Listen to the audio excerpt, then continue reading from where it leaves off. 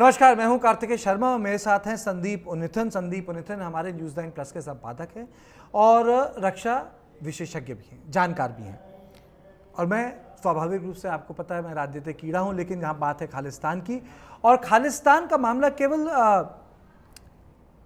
Domestic नहीं है, ना ये केवल विदेश मामलों से जुड़ा हुआ है। खालिस्तान का मामला भारत की राष्ट्रीय सुरक्षा से जुड़ा है। भारत ने 1980 के दशक में जिस तरह से खालिस्तान और उससे जुड़ी साजिश से निपटा था, उसके ठीक 20 साल बाद अब एक और साजिश रची जा रही है। चूंकि ये ताकतें हिंदुस्तान में फेल हो गई, पंजाब के लोगों ने इसको फेल कर दिया। सिखों ने खालिस्तान को हराया।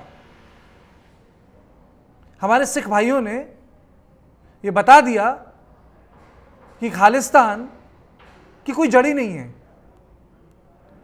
ये एक शब्द है जिसका इस्तेमाल बीच बीच में चीन और पाकिस्तान भारत देश को कमजोर करने के लिए करता है। लेकिन आपने देखा होगा, ऑस्ट्रेलिया, कनाडा, यूके, 3 अलग अलग कॉन्टिनेंट्स, अलग अलग देश, अलग अलग जगह, Toronto, Vancouver, New York, London, Sydney, और मैं लगातार शहरों के नाम जोड़ सकता हूं। यहां तो खालिस्तान की बड़ी बड़ी बातें की गई, आवाज़ें आईं, लेकिन हमारे देश में कुछ नहीं हुआ। क्योंकि इन लोगों को पता था, इन ताकतों को पता था, विदेशी ताकतों को, कि हिंदुस्तान में खालिस्तान और द आइडिया ऑफ खालिस्तान तो था ही नहीं, मर चुका है। लेकिन अब उसे बाहर खाद पानी दिया जा रहा था, जिससे भारत को परेशान किया जा सके, क्योंकि कमजोर करने की तो हैसियत किसी की है नहीं। तो इसी संदर्भ में मैं बात करूंगा संदीप से, क्योंकि आज इसके 2-3 मामले हैं। मैं पहले आपको बताना चाहूंगा, पहला मामला है कि जस्टिन ट्रूडो जो बचकानी हरकत करके हिंदुस्तान से गए, जो कमरा दिया ललित होटल में, उसमें ठहरे नहीं, जाके छोटे कमरे में ठहर गए। पता नहीं डर किस बात का रख रहा था। जो यहाँ से भगौड़े जा रहे हैं, उनको वो बहुत बड़े, जिसे कह सकते हैं, ह्यूमन राइट चैंपियन मान के वहाँ नवाज के रखते हैं, पहली चीज़।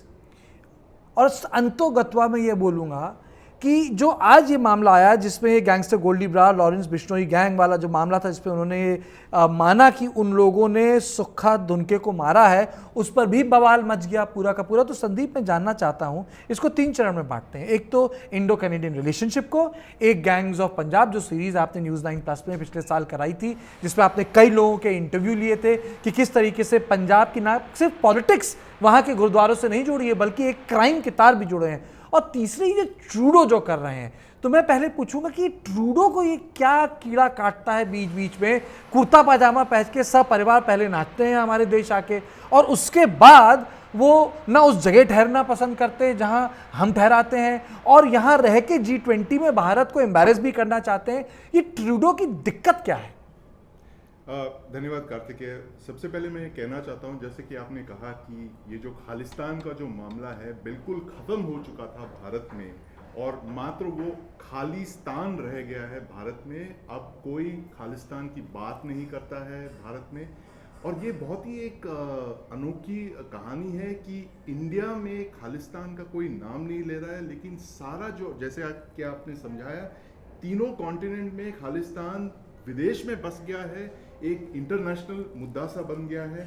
और हम पहले सुनते थे 1980s और 90s में कैसे पाकिस्तान की एक K2 कॉन्स्पिरेसी हुआ करती थी, जब वो खालिस्तान और कश्मीर को एक्सटर्नली सपोर्ट करती थी, टेररिज्म को, क्योंकि वो भारत को तोड़ना चाहती थी। लेकिन अब जो हमें देखने को आ रहा है कि कनाडा, जिसके साथ हमारे इतने अच्छे घनिष्ठ संबंध है कई सालों से, कनाडा खालिस्तानियों को शरण दे रहा है, उनको सपोर्ट कर रहा है।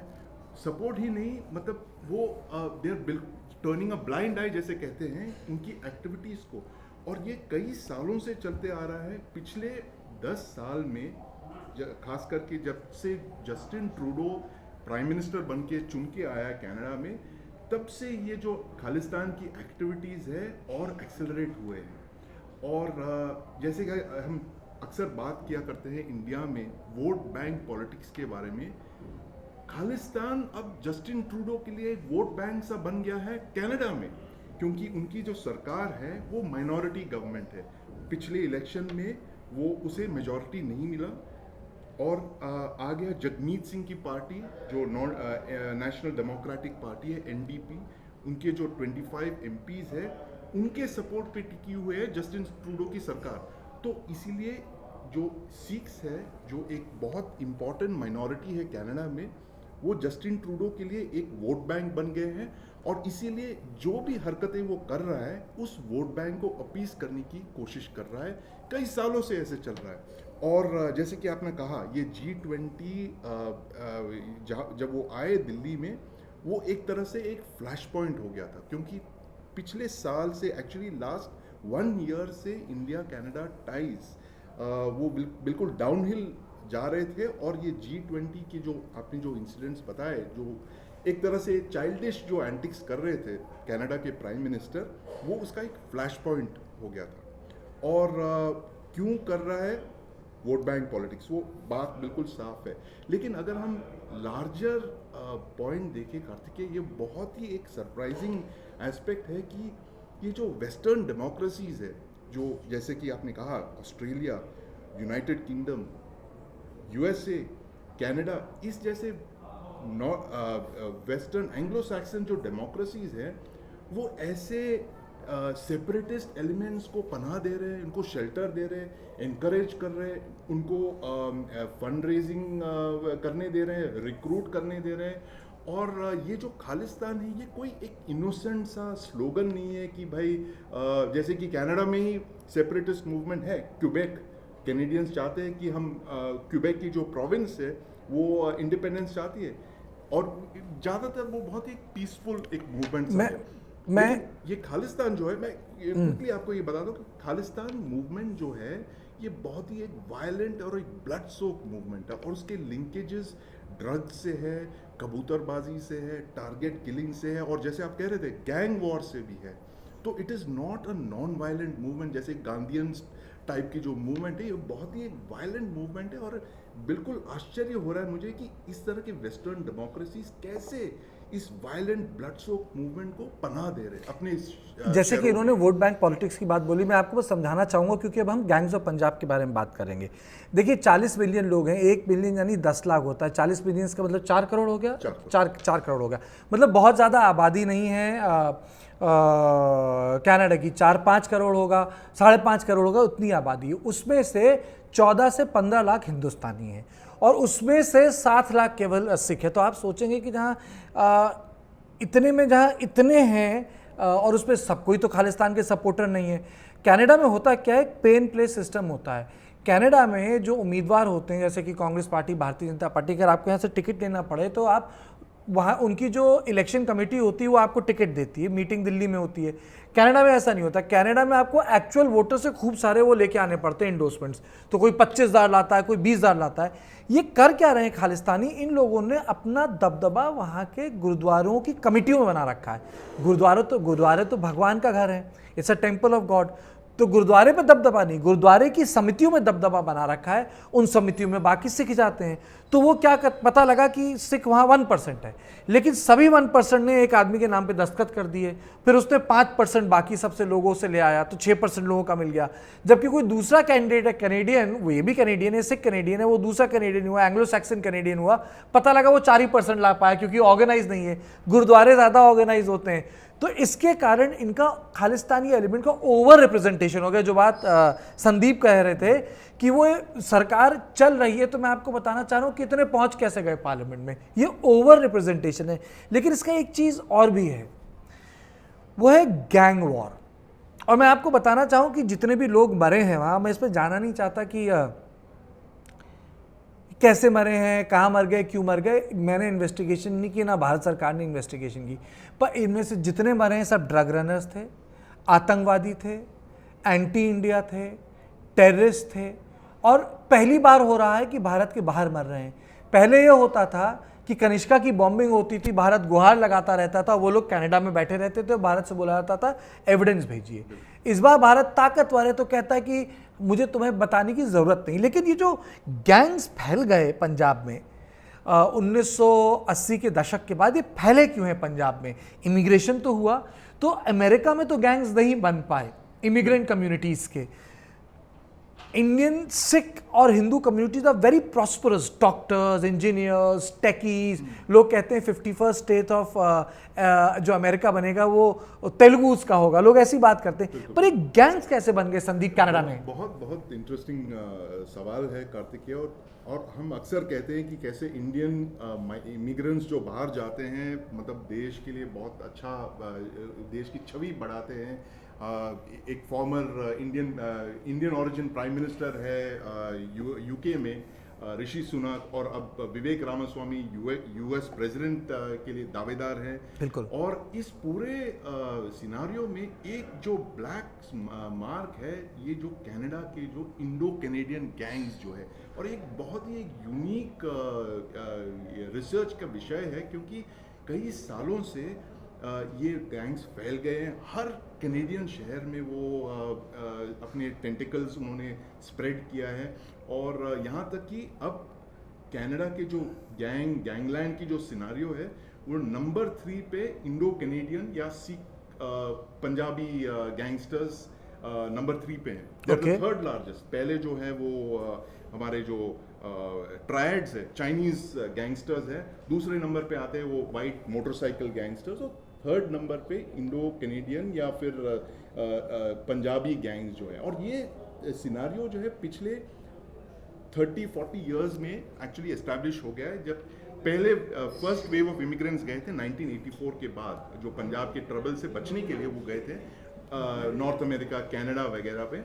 और उनके साथ कई सारे ऐसे क्रिमिनल एलिमेंट्स भी पहुंच गए। उनको लगा कि ये बहुत अच्छा माहौल है, हम थोड़ा पैसा कमा सकते हैं। और धीरे धीरे वो कभी शुरू किया, उन्होंने कबूतरबाजी करना शुरू किया, और फिर ड्रग सीन में घुस गए। और यहाँ तक कि अब तो वो पूरी तरह ऑर्गेनाइज्ड हो गए हैं। जैसे मैं कह रहा था, हर शहर में इनके पहुंच है। और उनके कई ऐसे विचित्र नाम है, रेड स्कॉर्पियंस ब्रदर्स, ऐसे करके बहुत सारे गैंग्स बन गए हैं। जैसे कि हम फिल्मों में देखते हैं अक्सर, वैसे ही उसी तरह से कनाडा में इंडियन गैंग्स फैल गए हैं। और वो कॉन्ट्रैक्ट किलिंग भी करते हैं, लोगों को जैसे लॉरेंस बिश्नोई ने मारा। और यहाँ ये जो पूरी जो इंडिया, पंजाब से लेके नॉर्थ अमेरिका तक की जो पहुंच है इनकी, बहुत ही एक can I ask you a naughty question? पूछूं? बोलिए। नॉटी बोल दिया पहले का। मैं आपसे नॉटी सवाल पूछना चाहता हूँ, क्योंकि आप समझते हैं सब चीज़ों को। कई लोग आज लिख रहे थे यूट्यूब पे कि ये हिंदुस्तान का छोटा राजन हो गया है। तभी मैंने पूछ लिया, मैंने कहा भाई आपसे नटखट सवाल पूछ लूँ मैं। छोटा राजन हो या बड़ा राजन, पर है तो ये गैंगस्टर, और ये ओवरसीज है। और एक्चुअली इसकी जो पैरेलल है, मैं देख रहा था कार्तिक, पिछले कुछ दिनों से मैं पढ़ रहा था इन गैंगस्टर्स के बारे में। और हम एक्चुअली लगातार 1 साल से उसको कवर करते आ रहे हैं। और मैं कह रहा था कि एक दिन तो ये फटने वाला है, ये जो बम है जो फटने वाला है। और वो हो गया पिछले दिनों में। आपको याद होगा इटालियन माफिया की शुरुआत कैसे हुई यूनाइटेड स्टेट्स में। लेट 19th सेंचुरी में बहुत सारे माइग्रेंट्स गए थे नॉर्थ अमेरिका में, वो बस गए वहाँ पे, और वहाँ से जो है वो इटालियन माफिया पैदा हुई। ठीक इसी तरह से हमारे जो इंडो कैनेडियन गैंग्स, उनकी शुरुआत भी ऐसी हुई। वो गए थे इमिग्रेंट्स बन के, वहाँ पे एक फॉरेन कंट्री में पहुँच गए। फिर उन्होंने लगा कि भाई यहाँ तो बहुत अपॉर्चुनिटीज़ है, अच्छा काम कर सकते हैं। लेकिन उनमें से थोड़ी एक माइनॉरिटी ने कहा कि भाई हम ये काम भी कर सकते हैं, थोड़ा और पैसा कमा सकते हैं। इस तरह से ये गैंग्स बढ़ते गए। और अब तो बिल्कुल जैसे वो उन्होंने कनाडा को बांट दिया है, बिल्कुल टेरिटरीज में बांट दिया है। और गैंग वॉर्स क्यों होते हैं? टेरिटरी के लिए होते हैं। भाई ये वैंकूवर मेरी है, तू इधर आएगा तो मैं तुझे गोली मारता हूँ, उस तरह की जो जैसे कि हम पिक्चरों में देखते हैं।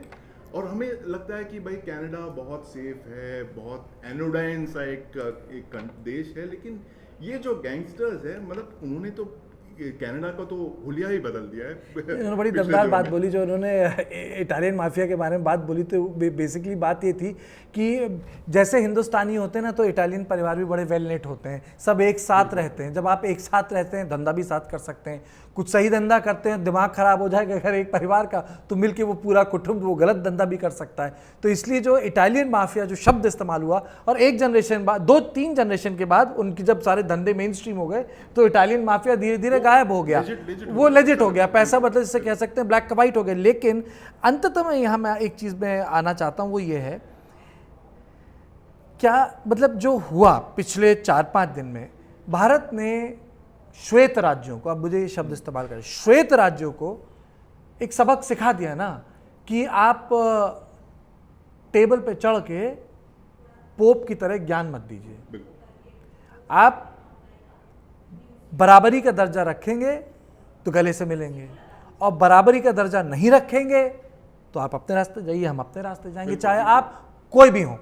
सही कहा आपने कार्तिक, और ये आपने पहले भी जिक्र किया इसकी कि कनिष्का बॉम्बिंग के जी। क्या हुआ, सबसे इंडिया का सबसे डेडलीस्ट टेरर अटैक था 26/11 से पहले। In fact the death toll Kanishka bombing में 321 लोग मरे थे, और उसकी जो प्लानिंग थी वो खालिस्तानियों की, वो टेररिस्ट की, कि वो साइमल्टेनियसली 2 एयरलाइंस उड़ाना चाहते थे, और जो सेकेंड बॉम्ब है बच गए, वो हवाई जहाज बच गया क्योंकि वो टोक्यो के बैगेज हैंडलिंग एरिया में वो फट गया, नहीं तो प्लान था कि 2 एयरलाइंस को साइमल्टेनियसली उड़ाना। अब मैं ये नहीं कह रहा हूं कि हर कोई जो जा रहा है वहां पे वो खालिस्तानी, और जस्टिस भी नहीं हुआ, जस्टिस नहीं हुआ, जस्टिस भी नहीं हुआ, न्याय नहीं मिला, न्याय नहीं मिला। कैनेडियन गवर्नमेंट ने उल्टा उनके खुद के इंक्वायरी कमिटीज ये कह रहे हैं कि उन्होंने कवर अप किया। वो हमसे कहते पूछते रहे एविडेंस कहाँ है, सबूत कहाँ, आप इन्हें कैसे कन्विक्ट कर सकते हो, आप इन्हें कैसे एक्यूज कर सकते हो, और उन्होंने बॉम्बर्स को छोड़ दिया। 321 कैनेडियंस को मारने का, जो इंडियंस और कैनेडियंस को जो मारने की जो एक राष्ट्रद्रोह तरह की जो एक इंसिडेंट किया उन्होंने इनको छोड़ दिया, खुला छोड़ दिया, और हम उल्टा हमारे ऊपर वो उंगली लगाने लगे कि आपने भाई ये किया, आपने ब्लू स्टार किया, आपने इनको इतना सताया, त्रास पहुंचाया वगैरह वगैरह। लेकिन अब जैसे आप कह रहे थे, India of 2023 is very different from India of 2025। आज जो हम देख रहे हैं एक मोर कॉन्फिडेंट इंडिया है, जो पहले जैसे आप कह रहे थे, ये बहुत ही अच्छी एक शब्द है, श्वेत राज्यों से आप दादागिरी नहीं सह सकते। तो इस तरह की इंडिया है, वो बदल चुकी है, और ये कनाडा भी धीरे धीरे समझ रही है। देखिए, हमारा कोई कनाडा से कोई मतभेद नहीं है, कोई राइवलरी नहीं है, कोई एनमिटी नहीं है। हमारे उल्टे 3 लाख इंडियन स्टूडेंट्स जाते हैं हर साल वहाँ पे, इतने सारे स्टूडेंट्स हैं। It's the second largest destination for Indian students, Canada, United states के बाद। बहुत सारे लोग वहाँ बस चुके हैं, कई सालों से रेजिडेंस ले चुके हैं, क्योंकि वो समझते हैं कि ये बहुत ही एक अच्छी जगह है सेटल करने के लिए। कनाडा को लगता है India is a very good place to do business. पिछले कुछ सालों में $55 बिलियन के इन्वेस्टमेंट्स कनाडा पेंशन फंड ने किया है इंडिया में। सबसे one of the largest investments from any foreign fund, CPF 55 billion उन्होंने इन्वेस्ट किया। इसका मतलब है उनको लगता है India is safe to do business, और हमें भी लगता है कि Canada is the nice place to emigrate. बहुत सारे लोग जाते हैं फॉर डिफरेंट रीजंस। हमारे एक बहुत नामी स्टार भी कुछ दिन पहले उन्होंने कैनेडियन सिटीजनशिप लिया और फिर वापस ले लिया, देश प्रेम जाग गया। बिल्कुल। और तो इससे हम कह सकते हैं कि how the relations between the two countries, ये इंडिया पाकिस्तान जैसा नहीं है या इंडिया चाइना जैसा नहीं। That is the reason why Kartik, मैं बहुत ही आई एम सो अस्टोनिश्ड कि पिछले 1 साल में नैरो पॉलिटिकल गेन्स की वजह से आपने 2 देशों के बीच वाले जो संबंध है इंडिया पाकिस्तान जैसा बना दिया, और एक खालिस्तान जैसे इशू पे। देखिए, मैं आपको अंत में इतना ही कहना चाहूँगा, ऐसा नहीं है कि खालिस्तानियों की प्रोटेस्ट